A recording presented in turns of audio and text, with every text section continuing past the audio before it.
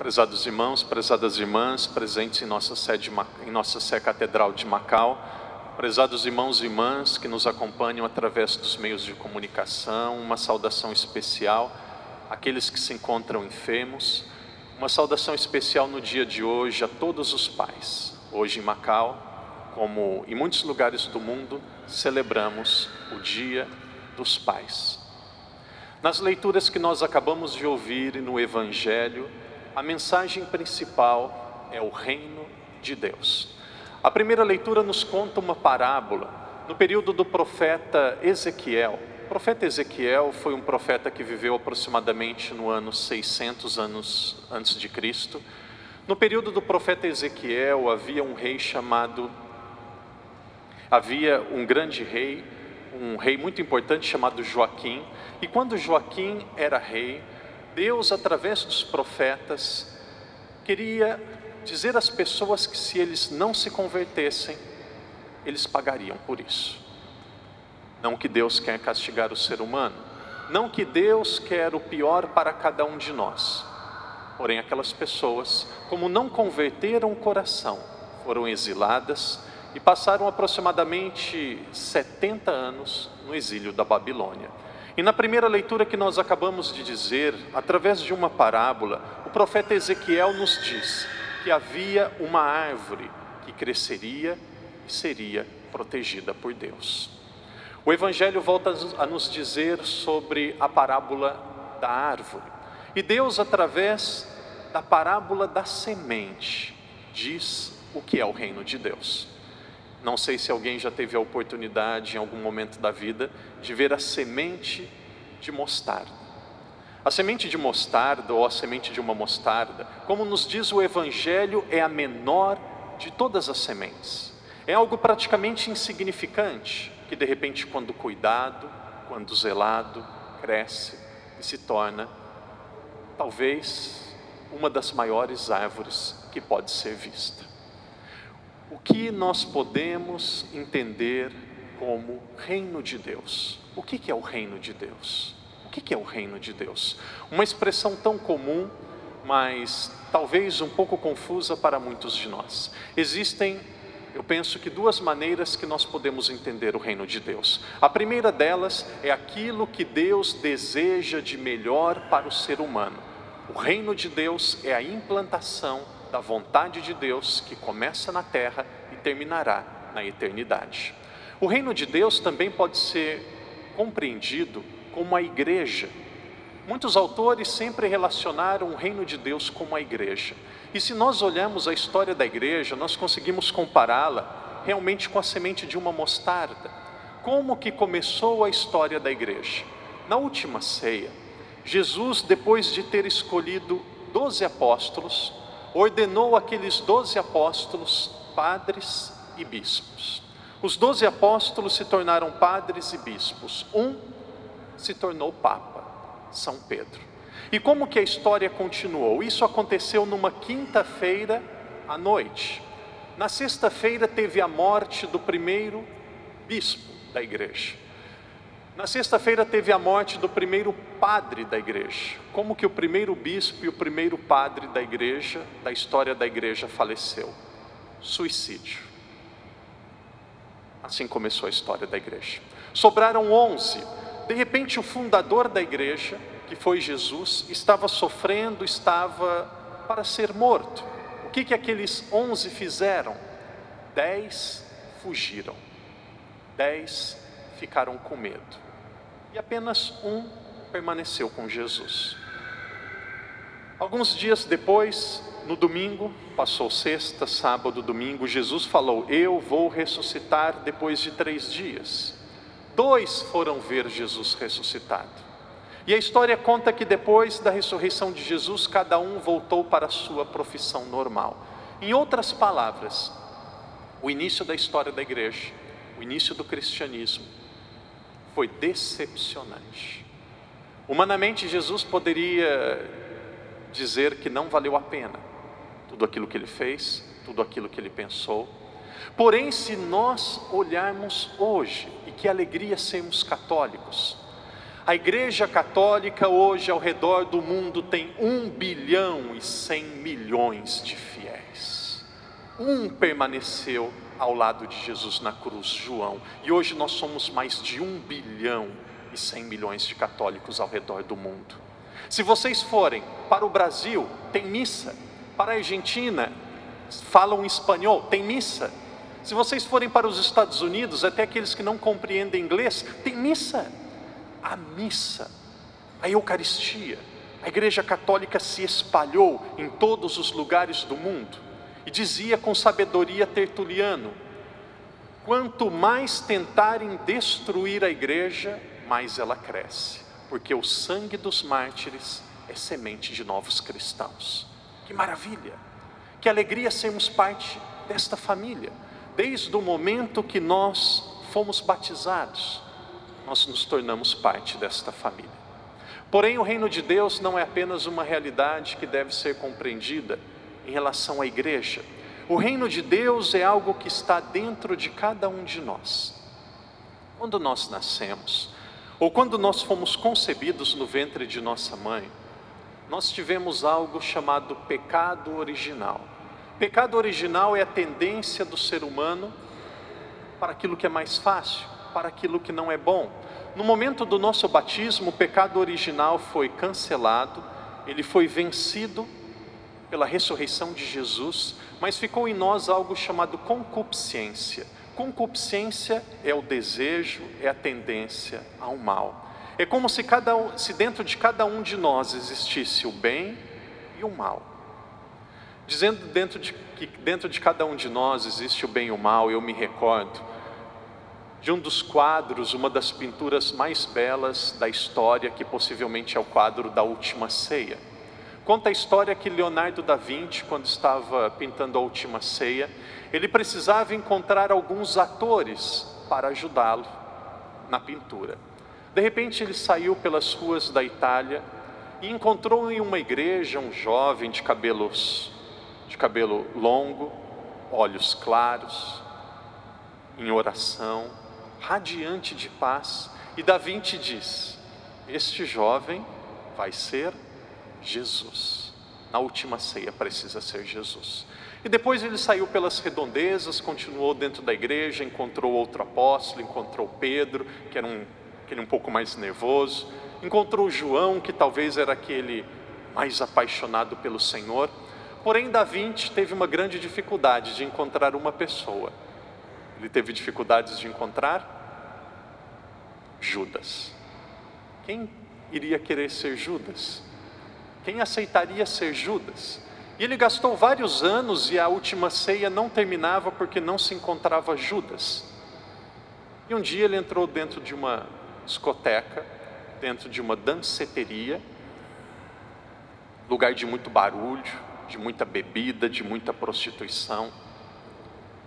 O demônio gosta muito de barulho, Deus gosta de silêncio. O demônio gosta muito de desorganização, Deus gosta de serenidade. E de repente ele encontrou em um canto um jovem de cabeça baixa, triste, deprimido.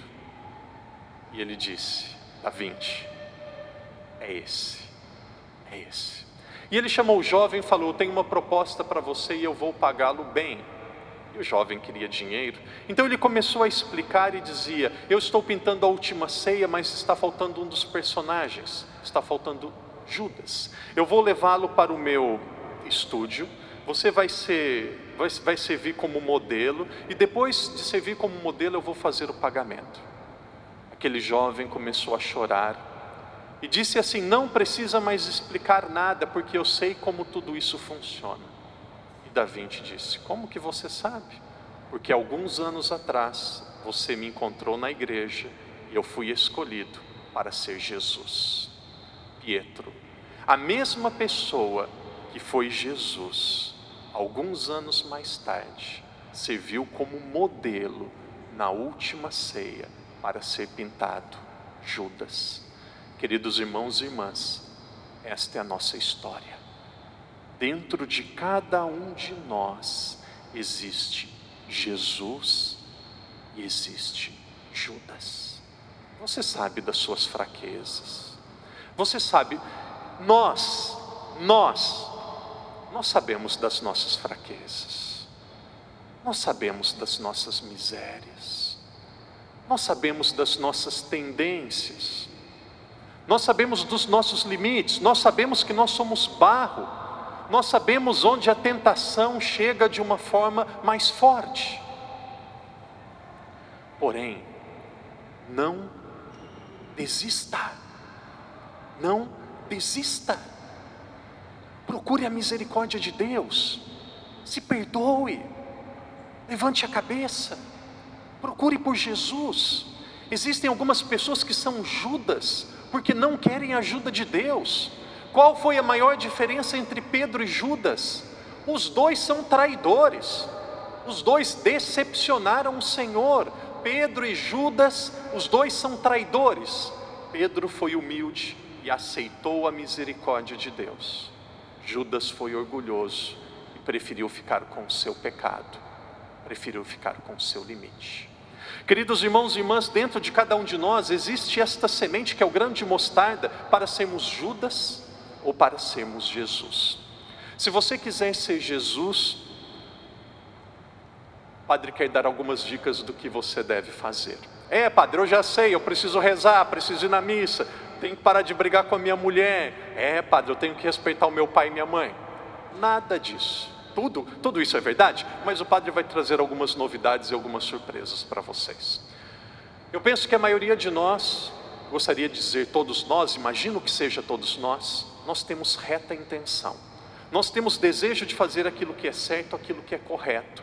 Mas em muitos momentos nós somos mal organizados, a nossa vida está mal organizada, ou nós somos mal direcionados. Se você quer deixar a semente que é Jesus e o reino de Deus crescer dentro de você, existem 4 aspectos da sua vida que merecem muita atenção.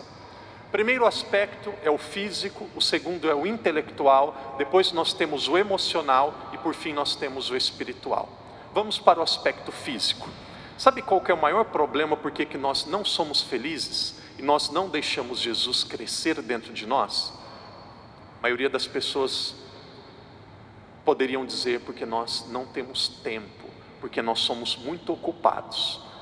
O Padre vai dizer os 4 aspectos e vocês vão dizer por que vocês não fazem isso. Talvez sem usar palavra alguém vai dizer: Padre, eu estou muito ocupado, não tenho tempo. Como que nós podemos crescer no aspecto físico na nossa vida? Exercício físico. Exercício físico. Tem gente que faz exercício todo dia, só para levantar o garfo e o copo. Padre, eu não tenho tempo. Tem que fazer exercício físico. Eu não tenho tempo. Tem que se alimentar com comidas saudáveis. Padre, dá muito tempo para preparar. Tem que descansar e dormir bem. Padre, eu tenho que dormir tarde e acordar cedo, porque eu tenho muita coisa para fazer. Por que não cresce no aspecto físico? Porque está muito ocupado, porque não tem tempo. Procure durante 3 meses comer menos e se exercitar mais, descansar um pouco melhor. Depois me procure e diga se a sua vida melhorou ou não. E aí precisa procurar counseling, precisa procurar autoajuda, precisa procurar tarô, precisa procurar mago, precisa procurar as lua, estrela, precisa procurar guru. Não. Ouça o que eu estou dizendo, não precisa procurar magia não. Aspecto físico: coma bem, durma bem, faça exercício físico. Aspecto intelectual: leia um bom livro. Quantos de nós gasta 15 minutos por dia para ter uma boa leitura? Padre, eu não tenho tempo. Muito ocupado para ser feliz. Gasta 15 minutos por dia, leia uma leitura que estimule você, que faça você pensar. Às vezes o nosso cérebro só vegeta porque nós não estimulamos o nosso cérebro com coisas boas. Quanto tempo que nós perdemos com internet? Quanto tempo que nós perdemos com internet? As pessoas se tornaram dominadas, inclusive idosos. Tem idoso padre não vai falar velho e velha. Tem idoso e idosa que não consegue ficar 1 hora sem internet. Há 15 anos atrás, meu irmão, minha irmã não tinha nem telefone direito. Todo mundo sobrevivia e vivia bem. Pega um bom livro, leia, estimule o cérebro. Tem gente só estimulando emoções. Aspecto intelectual. Padre, eu não consigo ler 4 horas por dia. Leia 15 minutos por dia de um bom livro, depois de 3 meses vem conversar comigo. Se alguém não tiver um bom livro, depois procura o padre. O padre tem algumas sugestões. Aspecto emocional. As pessoas mais felizes do mundo são as pessoas que cultivam bons relacionamentos. São aquelas pessoas que sabem cultivar e têm bons relacionamentos com as pessoas. Eu fico encantado com os adolescentes, com os jovens, não sei se é o exemplo deles ou não. Um adolescente e um jovem, quando começa a namorar, quanto tempo que ele gasta ao telefone conversando com a namorada ou com o namorado por dia?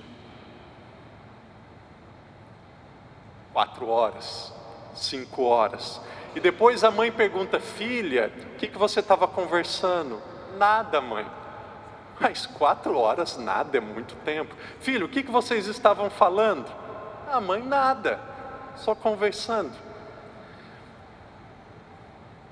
Não é a hora ainda para isso. Agora é hora de estudar, é hora de ser um bom filho, uma boa filha. Se o pai e a mãe autorizar, talvez em um momento correto da vida vocês podem namorar. Mas os adultos devem cultivar esse tipo de relacionamento. Sente com pessoas que vocês gostam. Gaste tempo com pessoas que vocês gostam. Quer resolver o problema da sua casa, da sua família? Existe uma palavra, um objeto que resolve o problema de muitas famílias: mesa.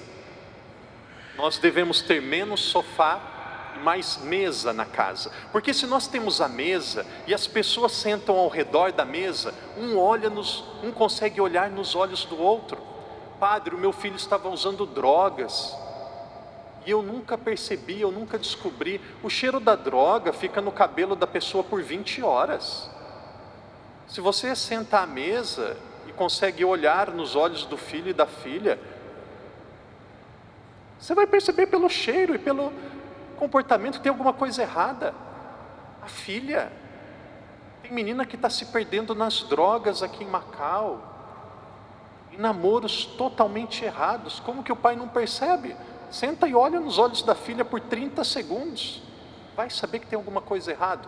Gaste tempo com bons relacionamentos. Depois de 3 meses, volte e me procure.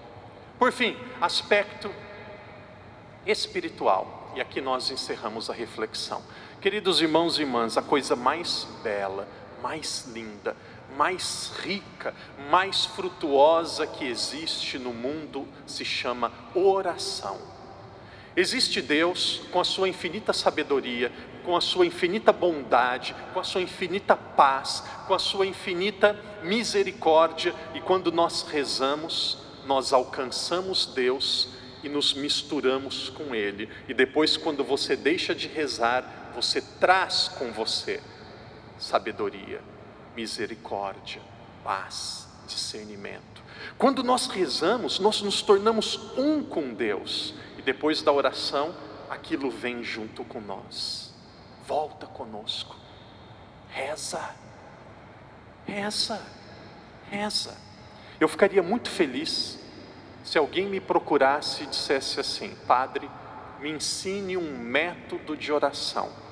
Padre, eu quero aprender a rezar.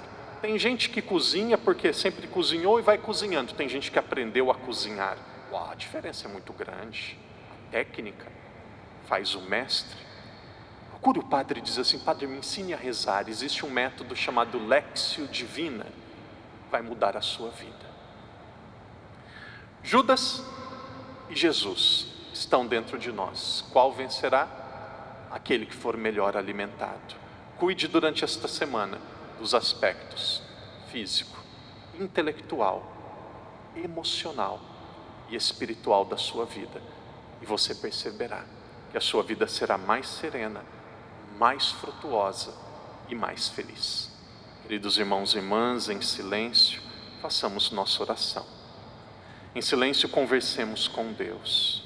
em silêncio, peçamos a graça que tudo aquilo que nós ouvimos não sejam apenas palavras, mas produza frutos de santidade, frutos de conversão na nossa vida e na vida das pessoas que convivem conosco.